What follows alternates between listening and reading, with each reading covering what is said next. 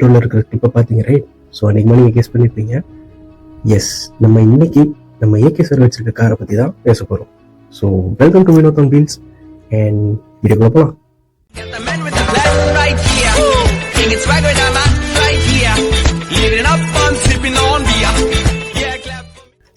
நம்ம ஏகே சாரோட official racing பேஜில் போய் பார்த்தீங்கன்னா நம்ம ஏகே சார் வச்சிருக்க கார் என்னன்றது அதில் சொல்லியிருப்பாங்க. அதாவது Porsche 992 GT3 Coupe. ஸோ இந்த காரை பற்றி ஒரு விஷயம் தான் இன்னைக்கு நம்ம பேச போகிறோம்.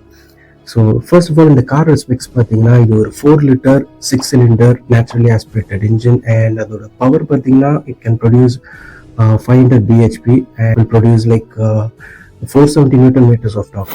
A real on-road beast.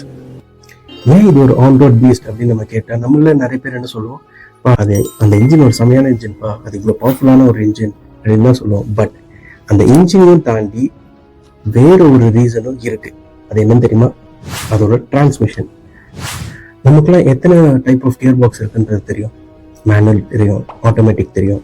So ஆட்டோமேட்டிக்லேயே பார்த்தீங்கன்னா ஏடி இருக்கு, எம்டி இருக்கு, டிசிடி இருக்கு, சிவிடி இருக்கு, டிஎஸ்டி கியர் பாக்ஸ் இருக்கு.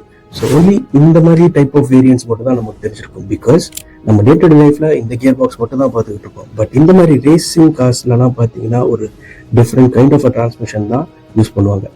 ஸோ அந்த காரோட டிரான்ஸ்மிஷன் பார்த்தீங்கன்னா செமி ஆட்டோமேட்டிக்னு சொல்லலாம். ஸோ இந்த Porsche 992 GT3யோட டிரான்ஸ்மிஷன் பார்த்தீங்கன்னா it's called optional PDK transmission. அது என்னோட ஆப்ஷனல் PDK தானே கேட்குறீங்க? Okay, Porsche Dupe Coupling Dual Clutch Transmission தான் இந்த கியர் பாக்ஸோட பேரு. புரியுதுங்களா? ஓகே, Dupe Couplingன்றது ஒரு German word which means double clutch or dual clutch. உங்களோட கார்ல பிசிக்கலா ஒரு கிளச் இருக்கும், அது இல்லாம உங்க டிரான்ஸ்மிஷன்ல இன்னொரு கிளச் இருக்கும். ஸோ இந்த ரெண்டு கிளச்சும் தான் முக்கியமான factor for this aggressive engine.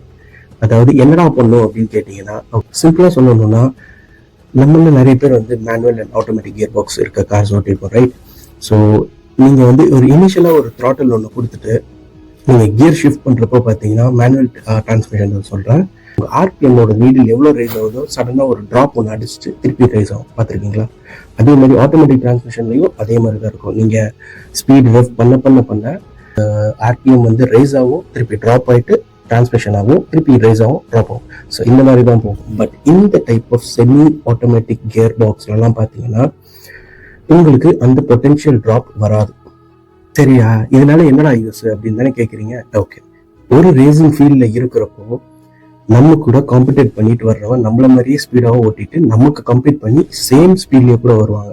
அப்போ நம்ம இந்த மாதிரி ஒரு பொட்டென்ஷியலா ஒரு பவர் ட்ராப் இருந்துச்சுன்னா ஒரு சிங்கிள் செகண்ட் போதும் நம்மளை விட்டு அவன் ஓவர்டேக் பண்ணி ஈஸியா போய் ரேஸை வின் பண்றோம். ஸோ இந்த பொட்டென்ஷியல் ட்ராப்பை வந்து கண்ட்ரோல் பண்றது தான் இந்த கியர் பாக்ஸோட வேலை. ஒரு செகண்ட் என்னடா இதுல என்னடா ஆயிட போகுது அப்படின்னு தானே கேட்குறீங்க. எஸ், இந்த ஒரு செகண்ட் போதும் ஈஸியா உண்மையிலேயே ஓவர்டேக் பண்ணிட்டு போய் ரேஸை வின் பண்ண முடியும். ஸோ இந்த கியர் பாக்ஸ் பார்த்தீங்கன்னா நீங்க வந்து கிளச் மிதிச்சுட்டு நீங்க வந்து கியர் போட்டுக்கிட்டு போய்கிட்டு இருக்கணுன்ற அவசியமே இருக்காது. ஸோ இந்த பர்டிகுலர் கிளச் என்ன பண்ணணும்னா பிசிக்கலா இருக்க கிளச்சை யூஸ் பண்ணி நீங்க இனிஷியலா ஒரு லான்ச் அண்ட் த்ராட்டில் கொடுத்து ஒரு பவர் எடுத்து அந்த ஒரு டார்க்கை ஃபீல் பண்ணி நீங்க போறதுக்கு இந்த கிளச் யூஸ் ஆகும். அது இல்லாம நீங்க இந்த மாதிரி ஃபர்ஸ்ட் காரை வந்து ரிவர்ஸ் எடுக்கிறதுக்கு அது யூஸ் ஆகும். ஸோ அது இல்லாம நீங்க ஒன்ஸ் நீங்க ஃபர்ஸ்ட் கியர் யூஸ் பண்ணி நீங்க லான்ச் பண்ணி போயிட்டீங்கன்னா நீங்க ஆன் த கோல்ல பேடல் ஷிஃப்டர்ஸ் யூஸ் பண்ணிட்டு கியரை மாத்திட்டு போய்கிட்டே இருக்கலாம். ஸோ நீங்க எவ்ரி டைம் கியர் மாத்திரப்பவும் அங்க வந்து ரொம்ப ரொம்ப ரொம்ப ரொம்ப மைன்யூட்டான மில்லி செகண்ட்ஸ் தான் ஒரு பவர் ட்ராப் இருக்கும். அது உங்களை அஃபெக்ட் பண்ணவே பண்ணாது. இந்த கியர் பாக்ஸ் யூஸ் பண்ணிட்டு கியர் ஷிஃப்ட் பண்ணிட்டு நம்ம பாட்டு இருக்கிற ஸ்பீடை வந்து எந்த ஸ்பீட்லயும் கியர் ஷிஃப்ட் பண்ணலாம், எந்த ஸ்பீட்லயும் நம்ம ரேஸ் பண்ணலாம். மொத்த ஸ்பீட் கண்ட்ரோலும் ரேசரோட கையில இருக்கும். கார் தன்னாலுக்கு டிசைட் பண்ணிட்டு கியர் ஷிஃப்ட் பண்ணிட்டு போகாது. ஸோ அதுதான் இந்த கியர் பாக்ஸோட முக்கியமான வேலை. ஓகே, ஸோ இதையும் தாண்டி நம்ம தலை வந்து ஜெயிச்சிருக்குது அவரோட டேலண்ட்டும் தான். அதுவும் நம்ம மனசுல வச்சுக்கணும். டேலண்ட்டும் தேவை, ஏன்னா அந்த மாதிரி ஓட்டுறதுக்கு தேவைப்படுற டேலண்ட்லாம் ரொம்ப அதிகம். பட் இந்த காரோட ரீசன், இந்த காரோட அதிக ரீசன் நம்ம கிட்ட இருக்கிற டேலண்ட் தான்.